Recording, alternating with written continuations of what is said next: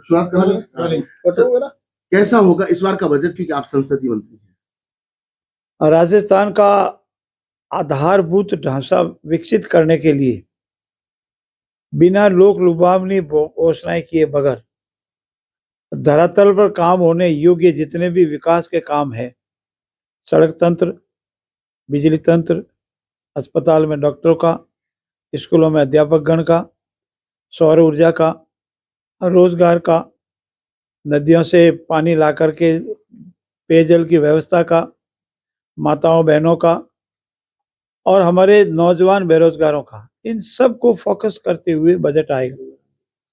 इस बजट में आप देखेंगे कि ये बजट एक ऐतिहासिक, पूर्व के 2 बजटों की तरह ऐतिहासिक होगा, समग्र विकास और सर्वस्वी होगा। समाज के सभी तत्वों का कोई न कोई हित साधना जाएगा और राजस्थान आने वाले अमृत काल में किस तरह से विकसित और समृद्ध बने, उसका रोड मैप की पिक्चर इस बजट के माध्यम से आपको दिखेगी। सर, जोधपुर की बात करें तो जोधपुर में चिकित्सा व्यवस्थाओं को सुदृढ़ करने के लिए कई काम है, उसके अलावा सड़कों के भी विकास कार्य कई जगह है। ये आपका फरमाना सही है।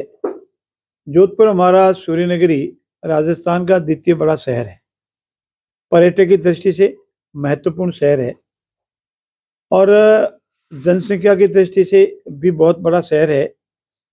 इस शहर में पेयजल की व्यवस्था और बरसात के समय बरसाती पानी की निकासी, ये विषय बहुत चलता है और चूंकि जनसंख्या का घनत्व भी अधिक है और यहाँ का चाहे हमारा महात्मा गांधी अस्पताल है, चाहे हमारा उम्मीद अस्पताल है, चाहे हमारा मथुरा दास माथुर अस्पताल है, इन सब की समुचित व्यवस्था हो, जो व्यवस्था होनी चाहिए उसमें कमी खामी है, वो समुचित व्यवस्थाएं हो, उसको भी लेकर के हम बजट में पूरा कार्रवाई करेंगे।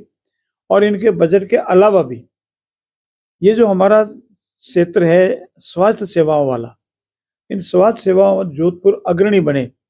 जोधपुर में एम्स भी है, बड़े बड़े प्राइवेट हॉस्पिटल भी है, लेकिन और अग्रणी बने, लोग अस्पताल में जाकर के आराम महसूस करें, उनको सारी फैसिलिटी मिले, समय पर इलाज मिले, त्वरित इलाज मिले, मुफ्त इलाज मिले, डॉक्टर की सेवाएं पूरी मिले, एक्सपर्ट की सेवाएं मिले, इंफ्रास्ट्रक्चर जितना भी है वो क्वालिटी का हो, इस सब पर हम फोकस करेंगे और इस देख आने वाले कुछ समय बाद ही आपको जोधपुर का नजरिया बदला हुआ नजर आएगा।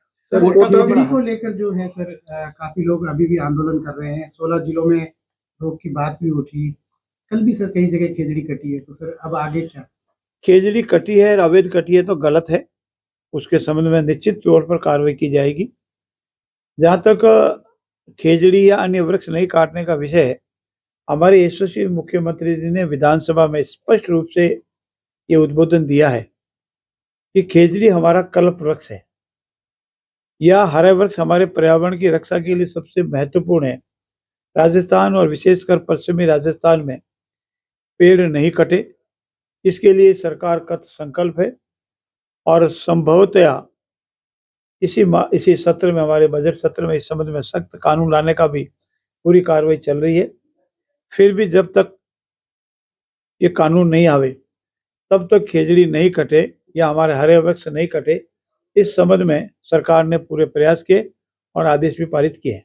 सर, कोटा में बिल्डिंग ढहने से बच्चों की जो है मौत हुई है, क्या आपने वहां से जानकारी ली या क्या कुछ?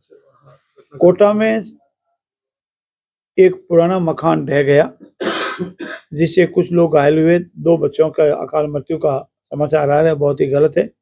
इस संबंध में सरकार ने संज्ञान लिया है, उस मालिक के खिलाफ कार्रवाई भी की जा रही है, अधिकारियों को भी निर्देशित किया गया है। इसमें जिसकी भी कमी खामी पाई जाएगी उसके विरुद्ध सख्त कार्रवाई की जाएगी। बहुत सर